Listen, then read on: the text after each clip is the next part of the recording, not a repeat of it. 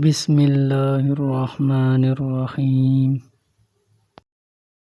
شروع کرتا ہوں اللہ تعالیٰ کے نام سے جو بڑا مہربان نہایت رحم والا ہے۔ ماں باپ کے ساتھ آپ کا سلوک ایسی کہانی ہے جو لکھتے آپ ہیں لیکن آپ کی اولاد آپ کو پڑھ کے سناتی ہے۔ کتنی بری بات ہے کہ تم کسی اور کی طرح بننا چاہتے ہو۔ کیا تم اپنا چہرہ نہیں دیکھتے؟ کیا تمہیں اپنی خوبصورتی نظر نہیں آتی؟ اگر کسی دین سے تمہیں رہنمائی حاصل ہو سکتی ہے تو وہ صرف اسلام ہے۔ اپنی آواز کے بجائے اپنے دلائل کو بلند کیجیے۔ پھول بادل کے گرجنے سے نہیں برسنے سے اگتے ہیں۔ میں نے بہت سے انسان دیکھے ہیں جن کے بدن پر لباس نہیں ہوتا اور بہت سے لباس دیکھے ہیں جن کے اندر انسان نہیں ہوتا۔ مولانا رومی سے کسی نے پوچھا زہر کیا ہے؟ اس پر آپ نے فرمایا ہر وہ چیز جو ضرورت سے زیادہ ہو زہر ہے، جیسے قوت، اقتدار، دولت، بھوک، لالچ، محبت اور نفرت۔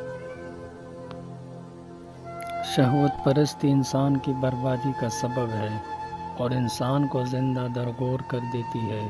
فاحشہ انسان اندھا بن جاتا ہے، اس کی عقل چوہے جیسے اور شہوت شیر جیسی ہوتی ہے۔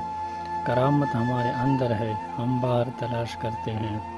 دانائی کا تعلق بالوں کی سفیدی سے نہیں، عقل و تجربے سے ہے۔ دل سیاہ ہو تو داڑھی کے سفید بالوں کی کیا وقعت۔ اس دنیا میں کوئی خزانہ سام کے بغیر، کوئی پھول کانٹے کے بغیر اور کوئی خوشی غم کے بغیر نہیں ہے۔ اگر آپ کو ہر مادی چیز کی قیمت معلوم ہے مگر اپنی قدر معلوم نہیں تو اس سے بڑی کیا بے وقوفی ہوگی۔ انسان اپنے اندر چھپی ہوئی نفسانی خواہش کی وجہ سے برے لوگوں سے مغلوب ہو جاتا ہے۔ اگر میرا علم مجھے انسان سے محبت کرنا نہیں سکھاتا تو ایک جاہل مجھ سے 1000 درجے بہتر ہے۔ اکیلے رہنا بری صحبت میں رہنے سے بہتر ہے۔ جب تو مرض میں مبتلا ہوتا ہے تو اپنے گناہوں کی معافی مانگتا ہے۔ یہ اس بات کا ثبوت ہے کہ تیری بیماری نے تجھے غفلت سے جگا دیا۔ خدا تک پہنچنے کے بہت سے راستے ہیں لیکن میں نے خدا کا پسندیدہ ترین راستہ مخلوق سے محبت چننا۔ اس کائنات میں جو کچھ ہے تمہارے اندر بھی موجود ہے، اپنے آپ سے حاصل کرو۔ تہجد میں مانگی گئی دعا ایسا تیر ہے جس کا نشانہ کبھی خطا نہیں ہوتا، پر سکون وہ ہے جس کو کم یا زیادہ کی فکر نہیں۔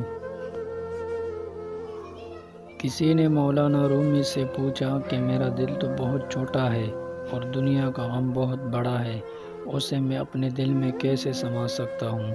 مولانا نے کہا تمہاری آنکھیں بھی تو بہت چھوٹی ہے، وہ تو ساری دنیا سما لیتی ہے۔ زندگی کو ایک امانت کی طرح گزارو، ایک نہ ایک دن یہ اپنے مالک کو واپس کرنی ہے۔ سفر کی بدولت ایک غلام بادشاہ بن جاتا ہے۔ چاند بھی اگر سفر نہ کرتا تو اتنا حسین نہ ہوتا۔ دوسروں کے حال سے واقف اور اپنے حال سے ناواقف ہونا حماقت ہے۔